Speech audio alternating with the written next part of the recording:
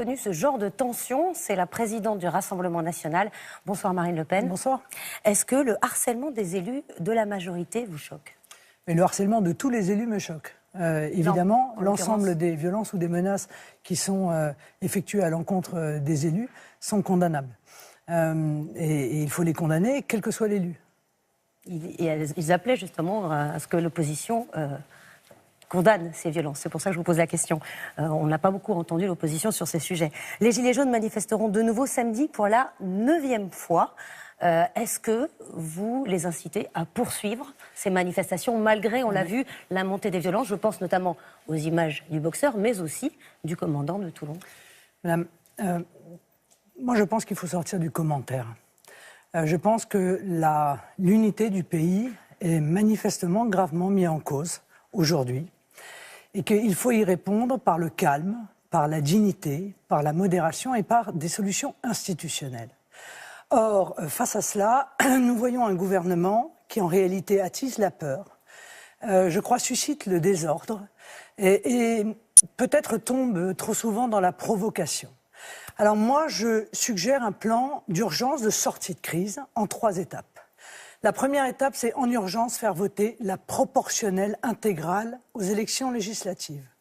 Le référendum d'initiative populaire qui est réclamé, vous le savez, à corps et à cri par le peuple français, et la baisse du nombre de parlementaires.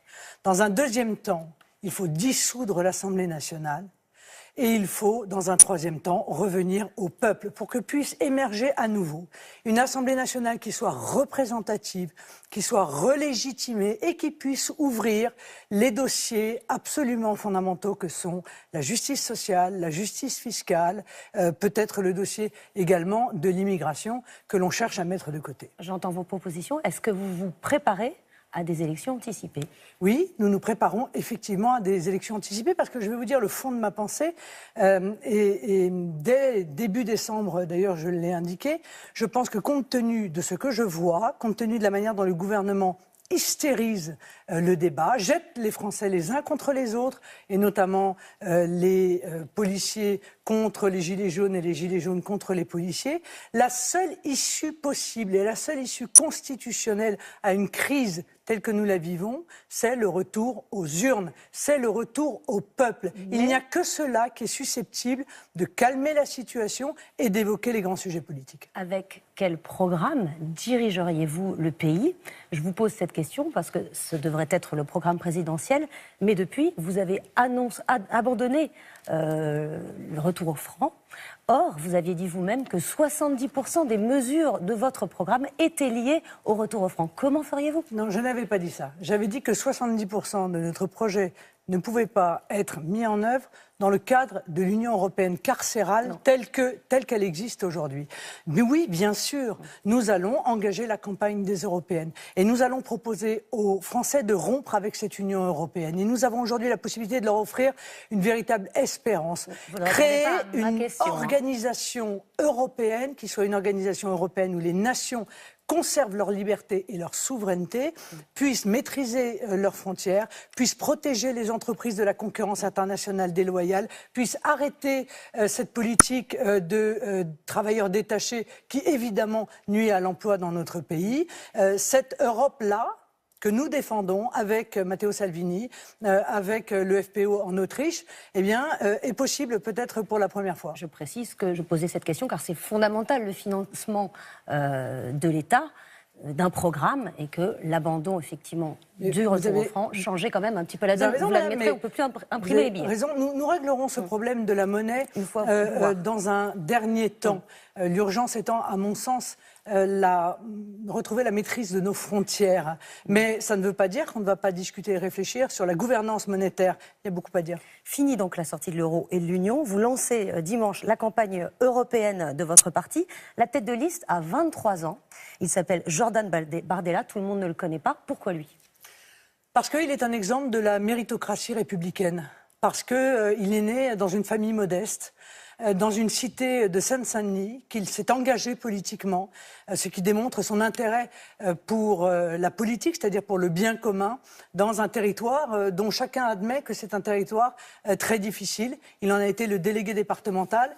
Et moi, j'ai envie, par cette candidature, de montrer que l'Europe peut être un espoir, que l'Europe que nous souhaitons construire est un sujet d'espérance, quand l'Union européenne qu'on nous a imposée est un sujet de désespérance, de malheur, d'appauvrissement, de précarité et de concurrence déloyale. Est-ce que c'est sa jeunesse qui vous motive ou plutôt sa virginité face à la justice, puisque jusque-là, Nicolas Bay, Louis Alliot, qui avaient fait acte de candidature, sont mis en examen dans l'affaire des emplois fictifs présumés du Parlement européen, et donc il fallait bien trouver quelqu'un qui n'était pas mis en examen. Oui, c'est vrai, beaucoup de monde, encore aujourd'hui, le trésorier du Rassemblement national. Nous n'avons aucune inquiétude là-dessus. Le système mettra tout le monde en examen et multipliera les attaques contre nous, puisque précisément c'est fait pour ça. Non, ce sont ses qualités personnelles.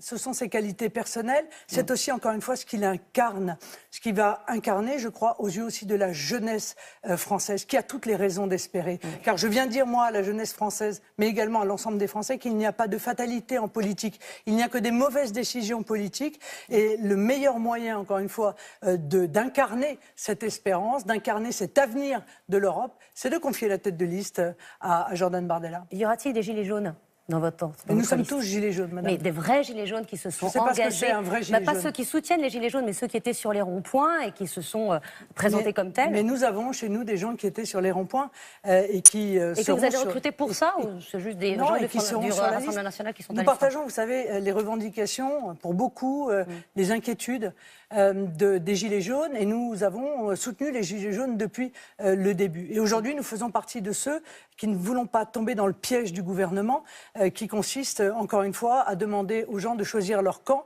entre les policiers et les gilets jaunes, peut-être d'ailleurs pour essayer d'échapper à la responsabilité qui est celle du gouvernement. Or, il est le seul à être responsable de la situation, et je veux même dire pire, il est le seul à être coupable de la situation. Vous avez évoqué votre allié italien Matteo Salvini, qui a réussi à prendre le pouvoir en Italie en s'alliant avec l'extrême gauche. Alors, vous avez dit cette semaine que les Gilets jaunes avaient souligné des convergences entre vous et la France insoumise de Jean-Luc Mélenchon, mais que la question de l'immigration vous opposait.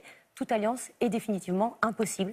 Bon, les 5 étoiles, c'est pas l'extrême gauche. Mais il est évident que les positions de la France insoumise sur l'immigration, sur la laïcité, sur le communautarisme rendent tout rapprochement impossible. Monsieur Mélenchon a fait un choix. D'ailleurs, il a exclu de son mouvement tous ceux qui défendent la laïcité, qui exprimaient des doutes sur l'immigration massive et qui s'opposaient au communautarisme. Il a donc choisi l'islamo-gauchisme. Bon, ben soit, au moins les choses sont claires. C'est l'islamo-gauchisme, les électeurs de la France insoumise. Non, monsieur Mélenchon a choisi l'islamo-gauchisme en excluant de son mouvement, encore une fois, ceux qui sont des souverainistes et qui sont des opposants à l'immigration massive et des défenseurs de la laïcité. Il a fait son choix, c'est sa liberté, mais vous vous rendez bien compte que, compte tenu de cette situation, aucun rapprochement n'est possible. Merci Marine Le Pen d'être venue sur notre plateau.